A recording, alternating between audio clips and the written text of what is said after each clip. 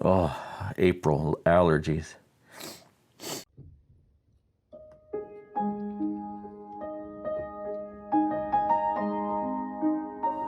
Today's video is about the chapter titled The Minister's Ordinary Conversation in Spurgeon's classic Lectures to My Students, my favorite book on ministry, as I mentioned in my last video. And by the minister's ordinary conversation, Spurgeon means how preachers should behave around others when they're not behind the pulpit, our ordinary conversation. From this chapter, I'd like to discuss 6 takeaway lessons about how preachers should behave around others in their day-to-day living. Number 1, Spurgeon recommends first and foremost that preachers should avoid at all costs putting on ministerial airs. I think we all know what he means by that. Don't give a holier-than-thou impression to people when you're talking with them or socializing with them. Spurgeon said it this way: avoid everything which is stilted, official, fussy, and pretentious. You know what Spurgeon means. He's talking about, amongst other things, those pastors who demand that everybody refer to them as reverend. And whenever they get a moment to remind people that they are reverends, they'll take that opportunity to remind them that they are to be called reverend. Don't be that kind of a preacher. Number 2, though we don't want to be pretentious, certainly not, at the same time, we don't want to go to the opposite extreme and become vulgar. Spurgeon reminds us that a minister, wherever he is a minister, and should recollect that he is on duty. A policeman or a soldier may be off duty, but a minister never is.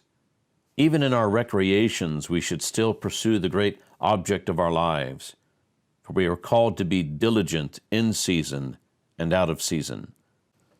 Number 3, be sociable. Now, if you're like me and you are inclined more towards an introverted personality and not much of an extroverted personality, then this point will be a very special challenge for you as it is for me. I prefer to be alone. I'm not I'm not the life of the party, let me put it that way. And if you're more extroverted, then this is probably kind of a no-brainer for you and not something you struggle with. Spurgeon reminds us that salt is of no use in the box. It must be rubbed into the meat.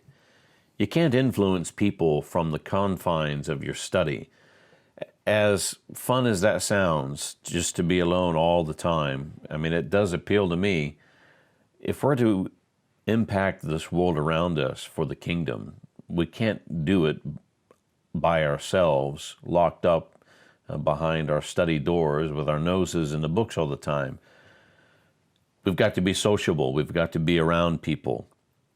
Spurgeon adds this: no one knows what a smile and a hearty sentence may do.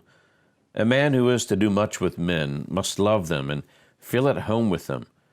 An individual who has no geniality about him had better be an undertaker and bury the dead, for he will never succeed in influencing the living. So don't forget that ministry is people.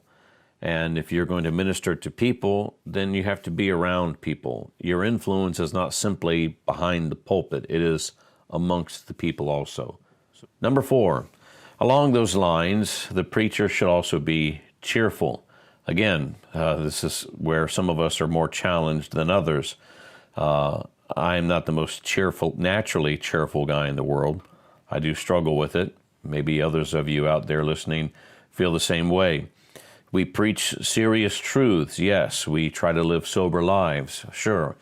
But we need to make sure that we don't always have a somber face about us or a somber spirit about us. Spurgeon said, "It is a very vulgar error to suppose that a melancholy countenance is the index of a gracious heart. I commend cheerfulness to all who would win souls, not levity and frothiness, but a genial, happy spirit." Number 5, be gentle in argument. Now, disagreements are inevitable. more so for those who propound truth for a living. You're going to get into a disagreement. It's going to happen. There's going to be arguments. You're going to preach something somebody doesn't agree with. You're going to say something others take occasion against. And it's sometimes it's hard, and I confess this is something, again, that I struggle with.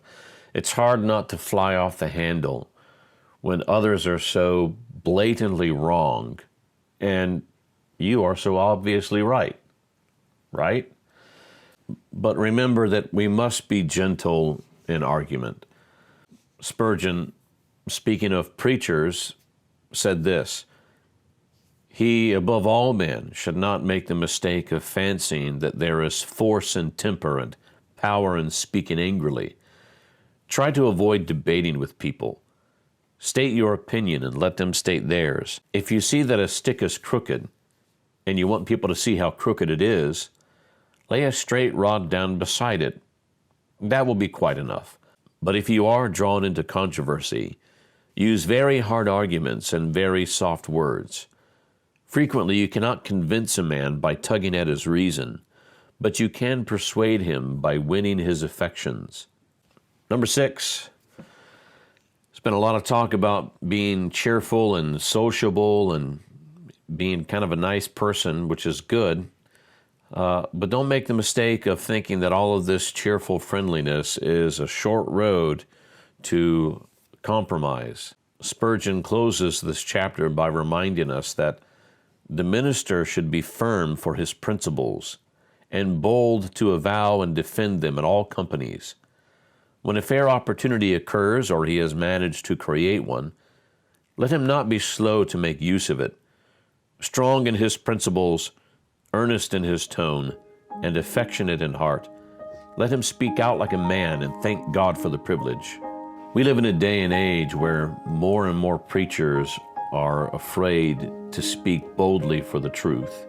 Many fear cancel culture or becoming embroiled in controversy.